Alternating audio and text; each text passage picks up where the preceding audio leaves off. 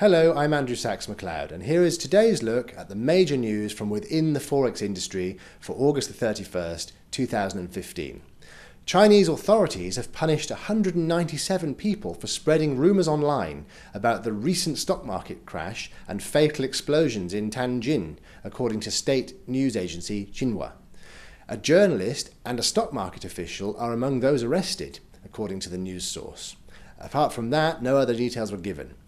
Chinese shares fell by nearly 8% after a week of volatile trading that spread fear to the global markets. The Tianjin explosions killed 150 people, with 23 still missing. A total of 367 people remain in hospital after the 12th of August blast at a warehouse where large amounts of toxic chemicals were stored. 20 are in critical condition, according to Xinhua.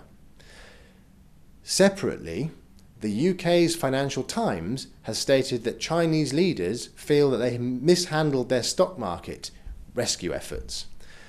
The newspaper, quoting an account of a meeting of senior regulatory officials on Thursday last week, said that the government had decided to abandon attempts to boost the stock market and instead step up efforts to punish people suspected of destabilising the market. This clearly demonstrates that the perception by analysts in most Western countries is not correct, as China is clearly doing this on purpose in order to devalue its own stock and create an effect on foreign stock exchanges and therefore create vast buying power. This is something which Chinese venues are quite experienced at, because the majority of Chinese, well, certainly all of the Chinese stock exchanges are owned by the state, and over 50% of all stock on those particular listed companies is also owned by the Chinese government. Therefore, it is quite easy for a central government to influence the price of its own stock, create volatility, and then have a knock-on effect to exchanges abroad, such as the FTSE, where we've seen this particular Chinese incident wipe value from company stocks in Britain. Therefore, companies and Chinese investors can do two things. First of all, buy up stock in Western companies. Secondly, wipe out debt in the supply chain between China and the free world. This is quite clearly something that the Chinese authorities are very, very experienced in doing. Hotspot Forex volumes. Venerable institutional ECN, Hotspot FX, has experienced something of a downturn in trading activity during the last few months, with August this year's volume figures being absolutely no exception, following very closely a similar pattern to last month's low points, which resulted in an average daily volumes being at their lowest point since 2012. During August, total volume traded at Hotspot FX was $540 billion, with an average daily volume of 25.7 billion, almost identical figures to July's 540.7 billion total volume and 23.5 billion average daily volume. Indeed, despite increased market volatility across the entire electronic trading sector over the last few weeks, monthly results at Hotspot FX reflect absolutely no advantage to the company having been gained by participants using this particular platform. When considering this on a macro and commercial basis, it is ever more clear that KCG Holdings, which was Hotspot FX's previous owner, maintained a very calculated and shrewd path whilst holding on to Hotspot FX during the period in which the firm paid down its $536 million liability to GetCo.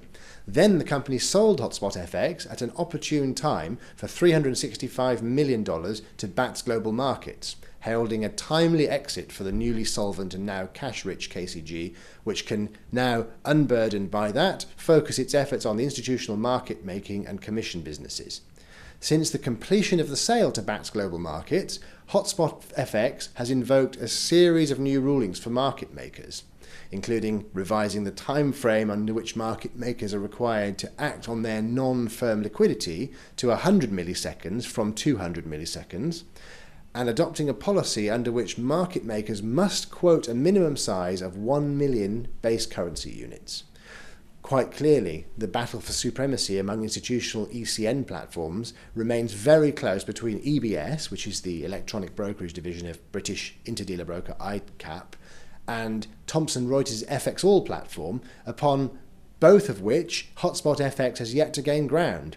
When bearing in mind the advantage which Thomson Reuters has gained in this particular fiercely competitive sector of the institutional trading business, following its purchase of FXall in 2012 for $625 million, average daily volumes on that particular platform remain around the $100 billion mark, which, although is a shadow of its former self, FXall's performance still trounces that of Hotspot FX, which is posting only a quarter of that of its rivals, despite having been purchased for half the price paid by Thomson Reuters for FXall 3 years ago.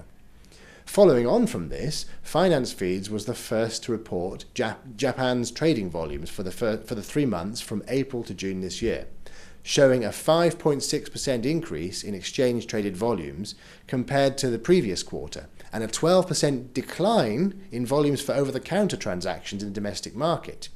Japan, which is home to 35% of all retail order flow worldwide, is very clearly sold on executing FX transactions on mainstream electronic exchanges, something which the entire industry is beginning to investigate.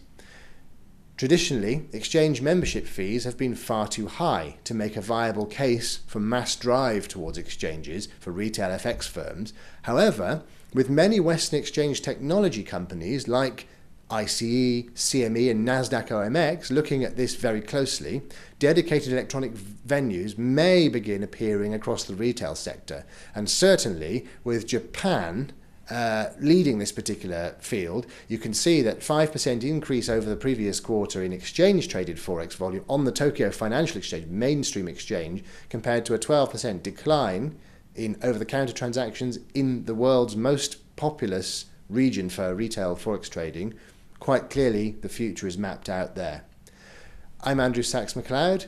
Thank you for watching. See you next time. Goodbye.